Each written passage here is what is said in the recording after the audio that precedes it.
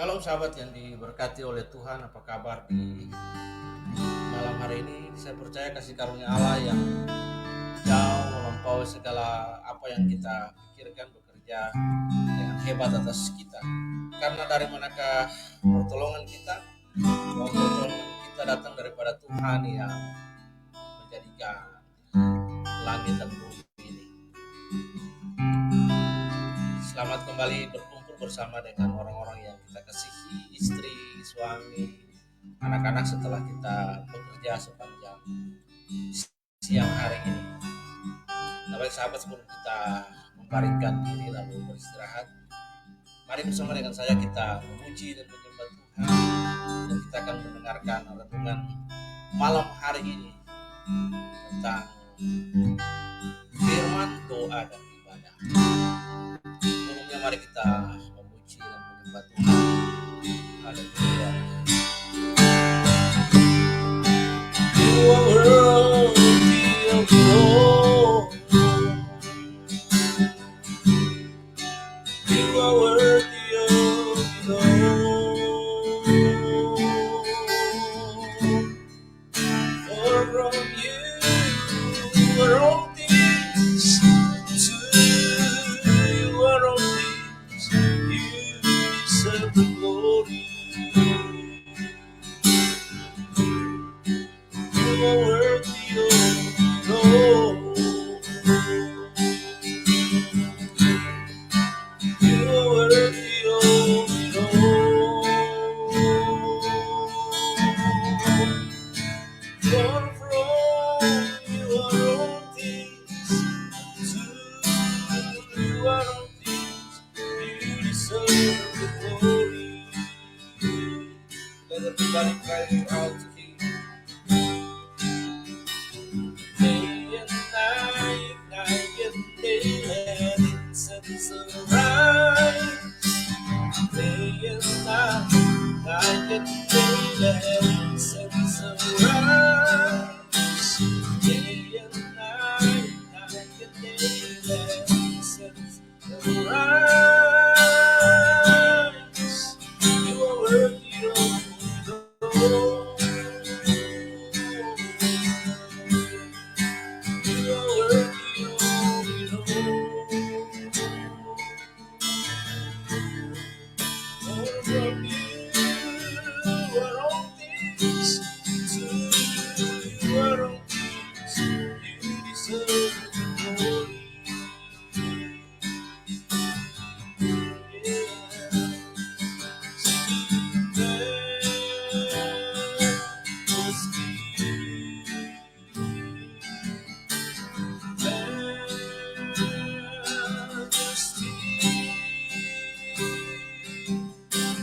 Praises found me just as I am. Empty-handed and my life in your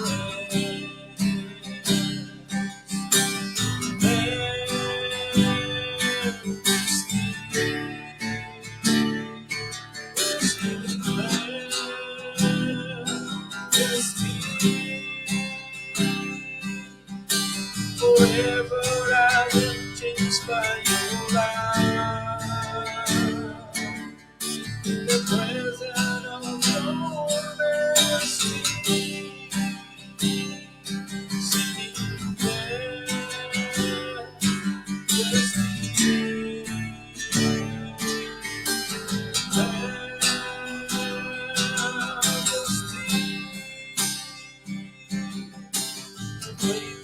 found me just as I am. Empty-handed, but I will your hands. Receive you and still God. I worship you. With my achievements, I come to your presence and tell how much I love you, Lord. And that Jesus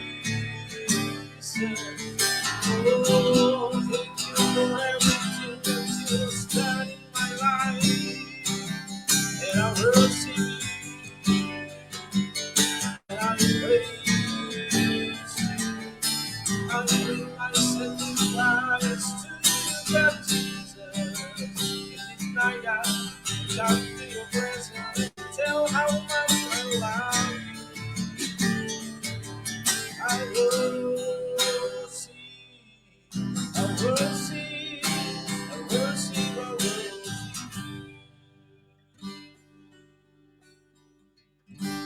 Kalau kami berdoa dan kami mengucap syukur malam hari ini, terima kasih untuk kebenaran firman yang akan kami dengar malam hari ini. Berkati kami. Kami percaya bahwa iman timbul oleh pendengaran dan pendengaran akan firman Tuhan Yesus. Di dalam nama Yesus kami berdoa dan kami bersyukur. Haleluya. Sama-sama kita berkata, amin. Nah, sahabat yang diberkati oleh Tuhan Yesus, apa kabar di malam hari ini? Malam hari ini pembacaan kita terambil dari dalam kitab Roma pasal yang ke-9, kemudian kitab pertama Timotius pasal yang ke-4 ayat yang ke-8. Mari kita melakukan pembacaan bersama-sama. Saya akan membaca bagi kita. Latihan badani terbatas gunanya, tetapi ibadah itu berguna dalam segala hal. Karena ibadah mengandung janji baik untuk hidup ini maupun untuk hidup yang akan datang. Nah, Bapak Ibu Saudara sahabat yang diberkati oleh Tuhan Yesus, di malam hari ini Bapak Ibu, ada satu hal yang ingin saya mau sampaikan bahwa bagi kita bahwa pertemuan yang paling hebat di muka bumi ini adalah ibadahnya orang Kristen. Saya mau berkata demikian karena satu-satunya pertemuan ibadah di mana Tuhan Allah hadir hanya ada dalam pertemuan orang Kristen. Itulah sebabnya Alkitab berkata bahwa di mana 2-3 orang berkumpul, di situ Tuhan hadir. Bapak Ibu sahabat saudara yang diberkati oleh Tuhan Yesus, di malam hari ini, there's many big meetings, greatest meeting in the world that held by the nobleman, prime minister, and president. Ada begitu banyak pertemuan-pertemuan yang dihelat, yang diselenggarakan oleh orang-orang terhormat di dunia ini. Presiden, Perdana Menteri, Queen, Ratu, bahkan Raja, dan orang-orang terhormat dari kalangan-kalangan yang mempunyai strata sosial.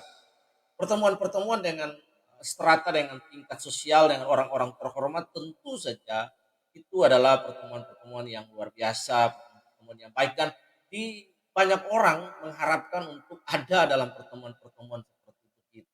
Bapak Ibu, tetapi satu-satunya pertemuan yang paling luar biasa adalah ibadah Kristen. Mengapa demikian? Karena Allah pencipta kita sebagai Bapa, sebagai juru selamat, sebagai pencipta, itu Dia hadir dalam pertemuan ibadah kita. Yesus berkata bahwa di mana 2-3 orang berkumpul, di situ aku hadir. Bapak Ibu sahabat yang diberkati oleh Tuhan, setiap kita ingin ketemu dengan Presiden Jokowi, mungkin untuk hanya sekedar mengambil foto atau hadir dalam pertemuan-pertemuan yang diselenggarakan atau diadakan, diundang oleh seorang yang bangsawan terhormat, hadir dalam pertemuan, misalnya Presiden Amerika, negara superpower, kemudian hadir sebagai undangan dalam pertemuan Queen Elizabeth, Queen of England. Semua orang mengharapkan hadir dalam pertemuan-pertemuan, tapi Bapak Ibu saya mau katakan bahwa satu-satunya pertemuan yang paling luar biasa adalah pertemuan Kristen, yaitu ibadah. Dalam 1 Timotius pasal 4 ayat 8 firman Tuhan berkata, latihan badani terbatas gunanya, tetapi ibadah itu berguna dalam segala hal, karena mengandung janji baik untuk hidup ini maupun untuk hidup yang akan datang. Bapak Ibu Saudara yang diberkati oleh Tuhan, firman Tuhan berkata, tetapi ibadah itu berguna dalam segala hal. Why? Pertanyaan mengapa? Karena ibadah itu mengandung janji baik untuk hari ini maupun untuk hidup yang akan datang. Bapak Ibu, ada beberapa pengertian ibadah, tapi saya mau ambil hal yang sederhana. Ibadah sebenarnya adalah lifestyle, adalah hidup kita sehari-hari, daily life. Karena itu kita harus menyadari, we must realize 24 hour in our daily life there is a God. Ada Allah dalam hidup kita, itu ibadah pengertian yang pertama. Tetapi ada pengertian lain, ibadah dalam pengertian kita menyelenggarakan ibadah-ibadah Kristen yang sudah diselenggarakan, yang dibahasakan dalam Paulus. yang dibahasakan dalam 1 Timotius 4 ayat 8 oleh Paulus. Mengapa? Karena ibadah itu contemporaneous, mengandung janji, Bapak Ibu. Dua hal, baik untuk hidup ini, hari ini yang kita jalani, maupun untuk hidup yang akan datang. Karena itu firman Tuhan berkata, jangan mengabaikan ibadah. Ada sebuah lagu yang saya ingin nyanyikan bagi kita, Bapak Ibu. Jam sembahyang yang keluh, bila engkau keluh pada Tuhan yang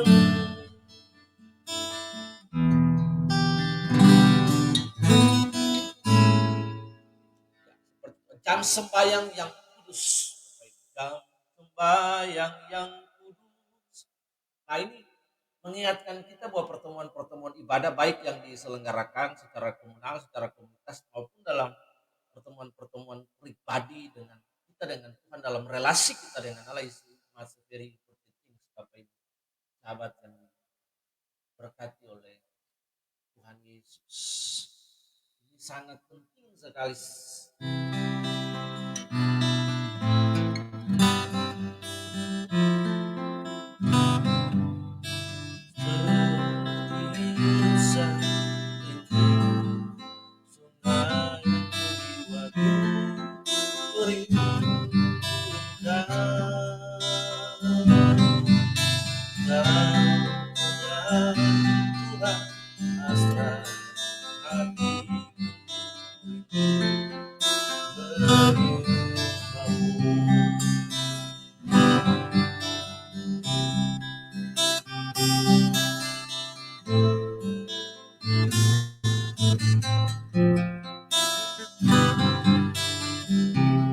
Ini sangat penting sekali, Bapak Ibu. Jadi firman Tuhan yang dibahasakan dalam 1 Timotius 4 ayat 8 ini, bahwa ibadah itu mengandung janji, berguna, mengandung janji baik hidup ini maupun akan datang. Jadi ibadah itu mengandung janji, kan, promise for this day, 24 hour when we live, yang dimana kita hidup, kemudian berbicara tentang hal yang futuris untuk hidup yang akan datang.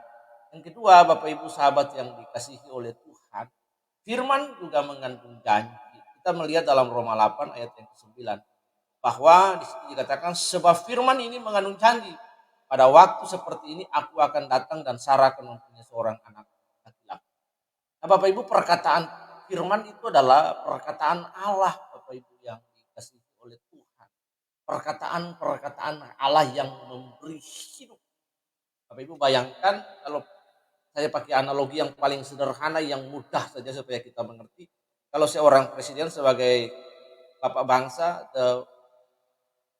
orang yang pertama di bangsa ini memberi perintah kepada angkatan darat, udara, dan laut, menyatakan perang, hidup mati seseorang, bisa aja itu otoritas dia. Perkataannya itu mengandung otoritas dan kuasa. Nah, ini perkataan Allah, firman Allah, perkataan yang keluar dari mulut Allah. Dalam Roma dikatakan bahwa firman ini mengandung janji. Karena itu penting sekali bagi kita untuk melakukan pembacaan-pembacaan kepada kitab suci, bahwa iman timbul oleh pendengaran dan pendengaran akan firman Kristus. Bapak Ibu, karena ini dua hal ini yang paling penting, yang dikatakan bahwa firman itu mengandung janji, ibadah itu juga mengandung janji. Nah, malam hari ini saya ingin mengajak kita, ada tiga hal penting, there's the three important things yang harus kita pahami dalam renungan singkat malam hari ini sebagai orang Kristen. Yang pertama, kita belajar daripada contoh dan teladan yang dipraktikkan, yang ditunjukkan dari Tuhan Yesus. All of us still learn from the example that Jesus saw for us. Yang pertama yaitu dalam Mark chapter 1 ayat yang ke-35, firman Tuhan berkata bahwa pagi-pagi sekali Yesus memisahkan diri dari murid-murid dan kemudian pergi dan membangun relasi dengan Bapa. Nah, kalau Yesus saja sebagai Yesus di situ dia adalah Allah, tetapi juga Bapak Ibu yang dikasihi oleh Tuhan, dia juga adalah manusia 100% Allah, 100%. Dalam kemanusiaannya Yesus, dia menunjukkan kebergantungan pada Bapa yang mengutus. Bapak Ibu bayangkan, Yesus menunjukkan sebuah tupos, sebuah keteladanan bagi kita. Jadi kita mengikuti contoh Yesus. Depend on God. Bagaimana dia bergantung kepada Bapa dalam segala hal dan do the willingness of God. Ini yang penting sekali sebagai orang Kristen, kita belajar dari contoh. As a Christian we learn from the example that Jesus was show for us. Uh, Belajar daripada teladan contoh yang Yesus lakukan. Karena itu setiap kita harus memiliki koneksi dan bergantungan kepada Bapa, sehingga hal-hal yang kita kerjakan dalam pelayanan kita, dalam relasi kita dengan Tuhan, dalam pelayanan yang kita kerjakan, itu lahir daripada hubungan kita dengan Bapa. Tidak datang begitu saja berdasarkan ambisi kita, tapi pelayanan-pelayanan yang kita kerjakan itu datang dari hati Bapa, datang daripada relasi dengan Tuhan. Deeper in love with you, deeper in love with you, I love you more than anything in life. Deeper in love with you, deeper in love with you. Oh, how I love you, Lord. Lebih dalam lagi rindu kau, lebih dari segala yang ada, lebih dalam lagi ku cinta kau, Yesus, kekasih hidupku. Karena itu Bapak Ibu, mari kita rekan yang dikasihi Tuhan, kita belajar how to prepare, bagaimana untuk bergantung kepada Tuhan in every situation. All of us still facing the pandemic COVID situation, all of us still facing the difficult season, circumstance, problem in this nation. Karena itu kita harus bergantung. Mazmur 121 ayat 1 dan 2 berkata, kami melayangkan mata kami ke gunung-gunung, dari manakah datangnya? Where does my help come from? Bahwa pertolongan kita datang daripada Tuhan. Karena itu penting bagi kita untuk bergantung kepada Tuhan di dalam seluruh area kehidupan kita. Yang pertama, maka dari relasi kita dengan Allah, kita memiliki dan mengenal kehendak Allah dalam hidup. Kemudian hal-hal yang kita kerjakan itu lahir daripada relasi dengan Allah, bukan datang daripada ambisi, tapi lahir daripada relasi kita dengan Allah. Deeply relationship with God. Itu yang kita kerjakan. Yang kedua Bapak Ibu, hal yang paling penting adalah contoh di dalam Lukas pasal yang ke-10 ayat yang ke-41 dan 42. Kita melihat di situ ada sebuah adegan yang luar biasa. Ada dua perempuan di situ dan Yesus menjadi tamu di situ. Ada Marta dan Maria. Marta mencoba mencari dan mencuri perhatian Tuhan Yesus dengan segala yang dia kerjakan. Yang memasak, dia mencoba membuat segala sesuatu. Tentunya Yesus tidak melarang, hal itu sangat baik yang dia kerjakan. Tetapi ada hal yang lebih penting, the very more important things.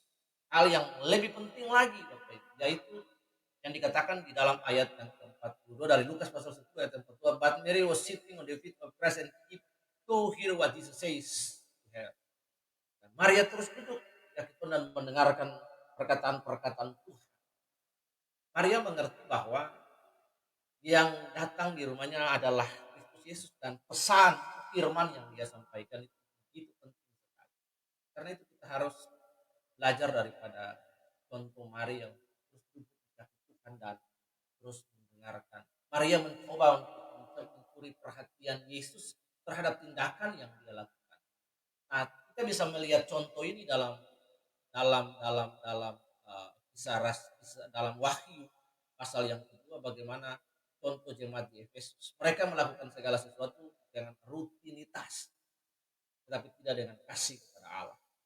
Bapak Ibu, dalam 1 Korintus pasal yang ke-16 ayat yang kedua berkata bahwa barang siapa yang tidak mengasihi Allah, anatema. Barang siapa yang tidak mengasihi Tuhan, ini menjadi hukum yang pertama, kasihilah Tuhan Allahmu dengan segenap hatimu. Karena itu permasalahan di akhir zaman ini adalah kasih banyak orang menjadi tawar terhadap Allah. 7 jemaat yang pertama, itu jemaat Efesus, dikatakan bahwa engkau telah meninggalkan kasihmu kepada Allah. Bapak Ibu yang dikasihi oleh Tuhan, ketika kita kehilangan gairah, kita kehilangan passion kepada hal-hal yang ilahi, we must be careful, sebab kita sudah jauh dan kita berkata dalam Wahyu kepada jemaat Efesus, berbaliklah dan bertobatlah sebab engkau telah jauh jatuh. Bukan mereka belum berbuat dosa, tetapi mereka kehilangan kasih, mereka kehilangan passion, mereka kehilangan gairah, the divine things untuk hal-hal yang ilahi. Itu kita sudah jatuh, kita berhati-hati.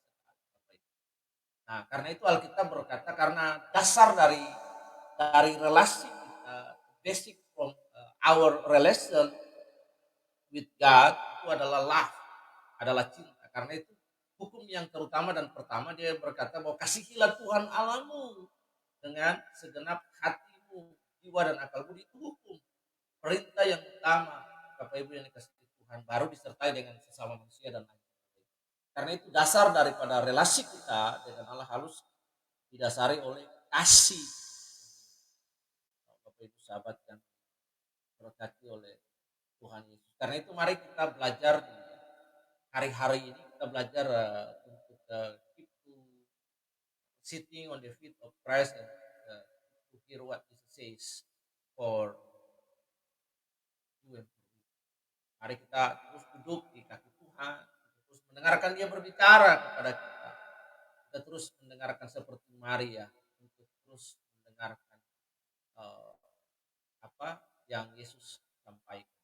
Jadi Yesus memuji Marta atas tindakannya yang mencari perhatian dengan segala aktivitas masak dan lain sebagainya. Karena itu pada bagian Alkitab berkata asal ada makan ada pakaian cukup.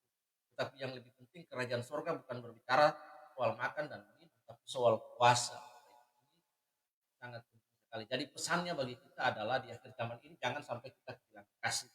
Korintus berkata, jika barang siapa yang tidak mengasihi Allah anaknya, dasar dari relasi kita dengan Allah adalah kasih. Hukum yang terutama, kasihilah Tuhan Allahmu dengan segenap hati.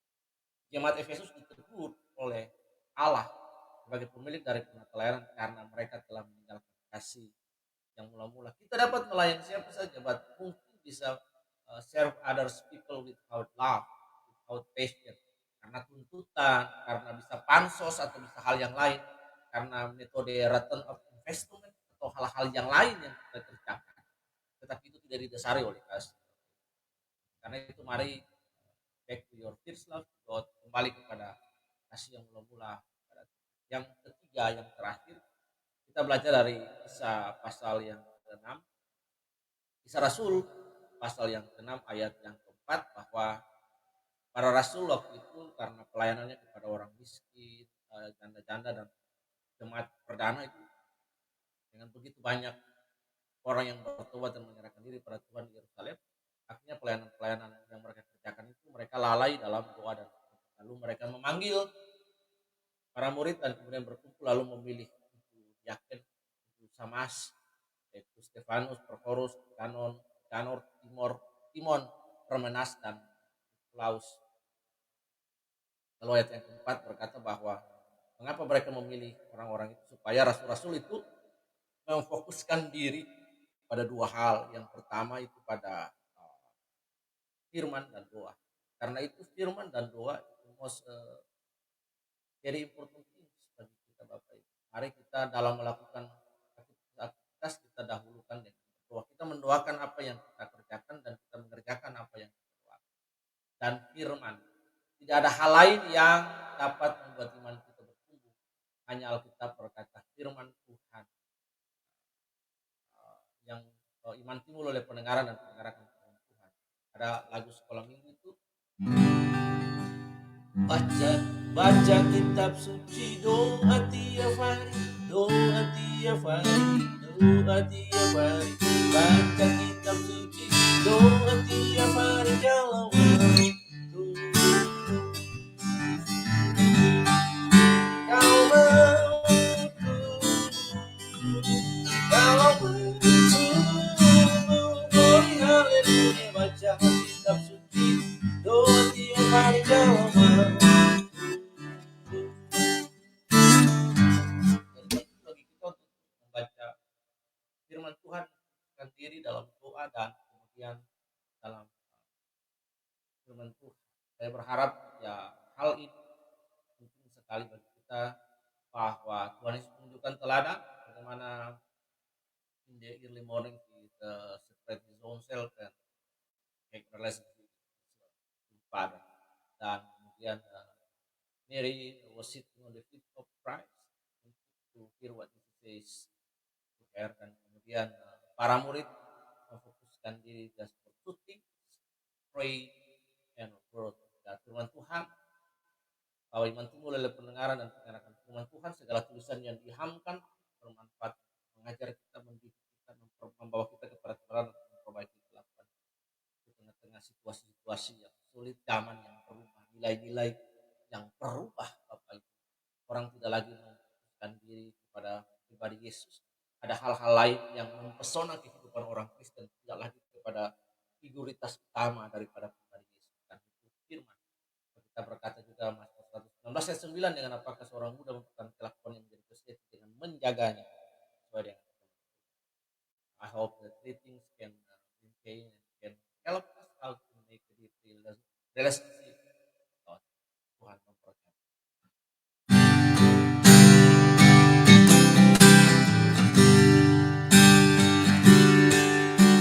Sinar kemuliaan-Mu Bapa,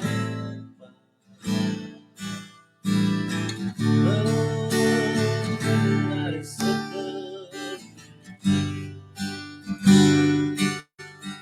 rasakan hadirat-Mu, Kau tenggelamkan jiwaku. Ku ingin tetap yang bersama,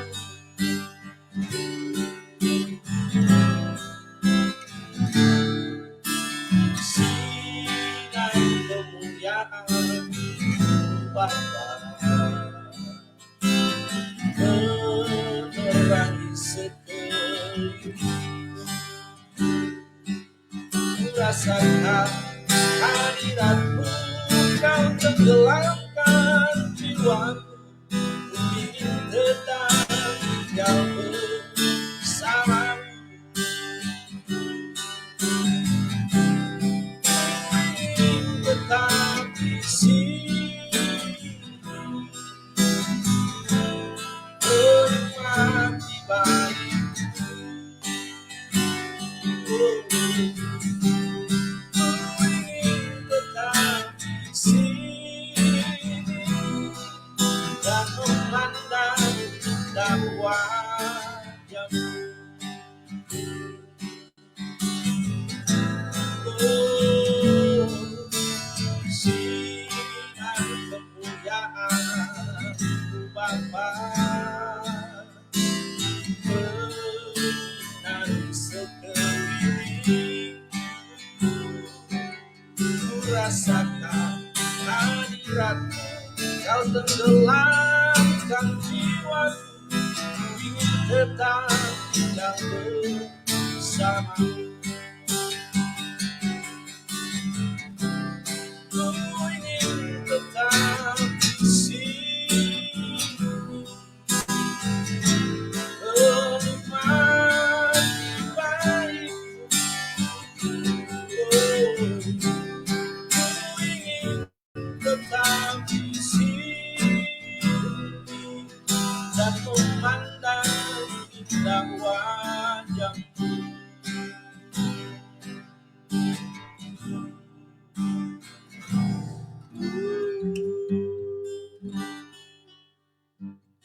Bapak, kami berdoa malam hari ini Tuhan, di tengah-tengah situasi in the difficult season, Tuhan, a season stay problem that all of us facing until this now, God, in Indonesia. Kami mengucap syukur biarlah tiga hal ini menolong kami di tengah-tengah situasi sulit untuk menguatkan kami. Yang pertama dalam Markus 1 ayat 35 kami belajar dari Tuhan Yesus how to depend on God, bagaimana untuk bergantung kepada Tuhan dalam segala situasi dan basic yang kami hadapi. Kami juga berdoa seperti Maria ketika Tuhan berkunjung dan datang, kami akan terus membiasakan diri kami untuk terus Tuhan to hear what Jesus says to us melalui kebenaran firman, melalui kitab suci. Karena kami percaya bahwa iman timbul oleh pendengaran dan pendengaran firman Tuhan. Dan kami juga percaya Tuhan bahwa dalam firman itu mengandung janji Tuhan. Ibadah juga mengandung janji untuk hari maupun yang akan datang. Kami juga percaya bahwa segala tulisan yang diilhamkan Allah itu bermanfaat untuk mengajar, mendidik kami, memperbaiki kelakuan kami, membawa kami kepada kebenaran dan dosa. Dan yang ketiga, Tuhan kami belajar untuk memfokuskan diri kami kepada doa dan firman. Doa adalah relasi kami dengan Engkau, bahasa kami dalam Engkau. Kami bisa bercerita banyak, kami bisa menyampaikan keluhan kami dan kesah kami kepada Engkau. Dan firman Tuhan itu adalah perkataan-perkataan Allah yang ditulis oleh Engkau sendiri. Tuhan menyadarkan kami, membawa kami melalui semua proses kehidupan yang kami jalani. Berikan kami kekuatan, berikan kami penghiburan. Kami tahu bahwa kami melayangkan mata kami ke gunung-gunung ketika ada persoalan-persoalan datang. Kami tahu bahwa dari Engkau lah penolong kami. Ketika kami menghadapi kesulitan hidup, berikan kami jalan keluar agar kami bisa mengatasi bersama dengan Engkau tentunya. Tuhan berikan kami hikmat, sehingga kami bisa melakukan dan membuat pilihan dan keputusan-keputusan yang tepat berdasarkan guidance of the Holy Spirit. Di dalam nama Tuhan Yesus, kami beristirahat malam hari ini. Tuntun kami dan dalam istirahat kami Tuhan, dalam damai sejahtera. Mazmur 4 ayat 8 berkata, kami membaringkan diri lalu segera tidur karena kami tahu Tuhan melihara kami. Besok pagi kami bangun pagi Tuhan, dapat kesegaran yang baru. Dan terus Engkau pegang tangan kami Roh Kudus, karena ada banyak jalan yang disangka orang lurus tapi ujungnya menuju maut. Tapi kalau kami berjalan dengan Engkau, Engkau adalah jalan, Engkau adalah Tuhan kebenaran, dan Engkau adalah kehidupan. Dalam nama Tuhan Yesus sudah berdoa dan mengucap haleluya. Nah, Tuhan Yesus memberkati kita sahabat semua. Sampai jumpa pada renungan di kesempatan lain. Shalom.